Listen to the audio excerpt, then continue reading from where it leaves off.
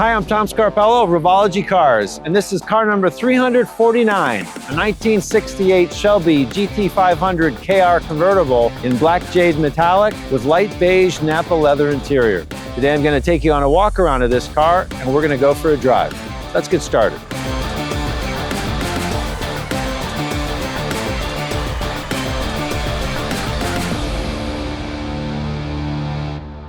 Okay, 1968 Shelby GT500KR Convertible. Wow, that's a mouthful, and it's quite a car. This car is painted Black Jade Metallic, which was a 1969 color. The story behind that is we had just finished painting one of our 1969 Boss 429s Black Jade. The paint team loved it, called the marketing team. The marketing team loved it. Called scheduling, everyone got together and they decided we love the Black Jade, so we're gonna paint our next inventory car Black Jade. So that's why this car is Black Jade. So all 68 Shelby at the front, the correct hood pins, the fascia, the Shelby badging. No Le Mans stripe on this car. This is a more subtle execution. Side stripe delete.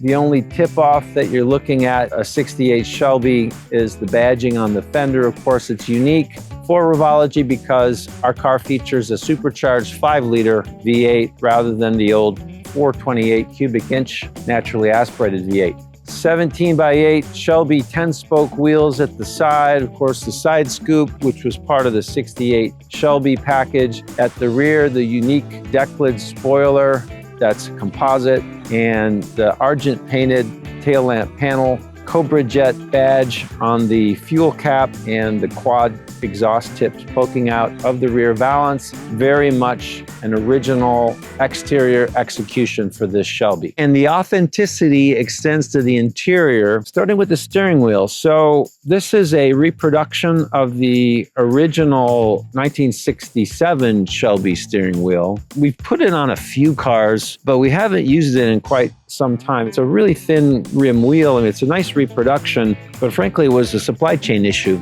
So the wheel that we've been using, we've had trouble getting. So we decided to go back to this. It fits the design. Although this is a 67 wheel and this is a 1968 car, it's still from that era. So it is interchangeable with the wheel that we typically use, but it's now an option in our catalog for the 67 and 68 Shelbys. The interior is Napa leather. It's a light beige. This is a Mercedes Napa. It has the darker dash pad, of course, to eliminate any reflections off the glass. Car's equipped also with the 100% wool square weave carpet. It's a really nice tight weave, very luxurious carpet. It has to be hand trimmed and hand fit, so it's a little bit more work involved with that. But overall, a very original looking interior, however, a significantly higher level of material quality, craftsmanship, fit and finish. All right, let's go for a drive.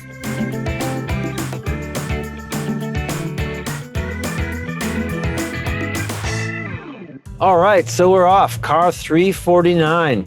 It is a nice, crisp January day here in Florida. It's in the 40s. And so I know what some of you are thinking. What kind of wuss is this guy wearing a puffy jacket and a scarf, and it's the 40s? So I know. I'm actually originally from Minnesota, so I would normally be wearing shorts and a t-shirt in this kind of weather. But you know, you live in Florida long enough and you do adapt to the heat. And so now I just freeze. Thus the puffy jacket and scarf. Probably should have a hat and gloves, but I'm just not equipped. Anyway, here I am, top down, got the heat on, sun shining, everything's good. Driving the King of the Road. King of the Road, what a great name, King of the Road.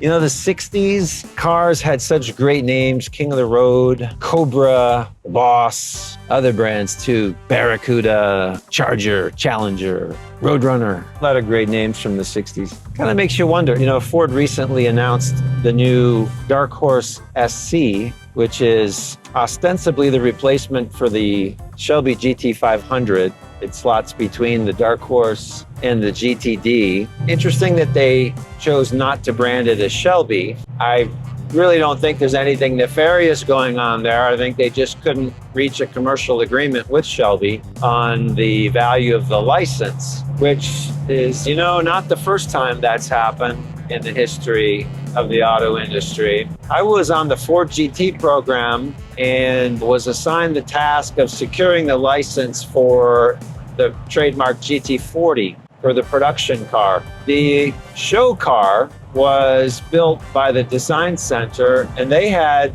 secured the license to the name GT40 from the owners of the trademark, which were three guys in Ohio that owned a company. It still exists. It's called Saphir Spares Limited. What they had done is they had bought the tools for some of the parts for the original GT40 cars out of the UK. It wasn't really a business at the time. They had some tools. They had a guy that worked part-time, a unique GT40 part. You'd place your order, the guy would make the part and ship it to you. So that way they could keep these original GT40s on the road and keep them supplied with the parts that they needed. But when Ford decided to, test the concept of a GT40 supercar, they secured the rights, unfortunately, only to the concept car. They didn't think about, well, what happens if the concept car is successful and we want to go into production? And so they just left that wide open, which was not a smart move, because they built the concept car, showed it at the Detroit Auto Show. It was a smash hit. Absolutely everyone went bonkers. And it was clear that the company needed to go into production with it. However, they had just caused the value of the GT40 trademark, which they didn't own, to skyrocket.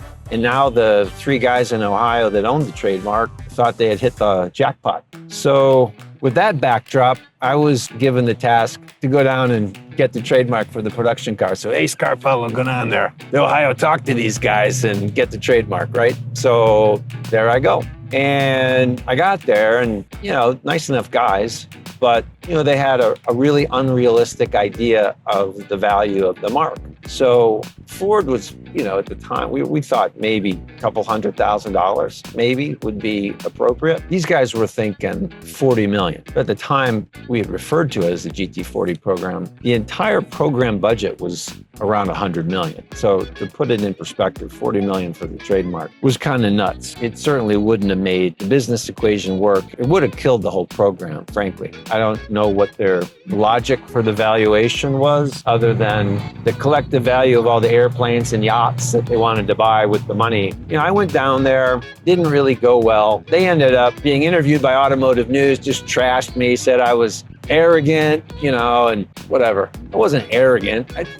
It's a point where, there's a value to you, or you think it's worth this much to me, and I know what it's worth to me, and we were just so far apart. But of course, the original car was the GT. It was the Ford GT, and the GT40 name was really a nickname. So it really wasn't that big of a loss. We ended up calling it the Ford GT, and they got nothing. But anyway, it doesn't matter. It's the Ford GT. Ford can name it whatever they want to name it, just like this Mustang. If they want to call it the Dark Horse SC, they can call it the Dark Horse SC. It's their car. They can call it whatever they want to call it. Could have called it a Cobra. That wouldn't have cost them anything. They own the name Cobra. Built a lot of iconic Mustang Cobras over the years. Could have called it a Cobra, but no, Dark Horse SC, that's the name. So we're sticking with it, Dark Horse SC. So anyway, there's a little bit of nomenclature history for you. Hope you enjoyed that. That'll do it for this video. Thanks for watching. See you in the next one.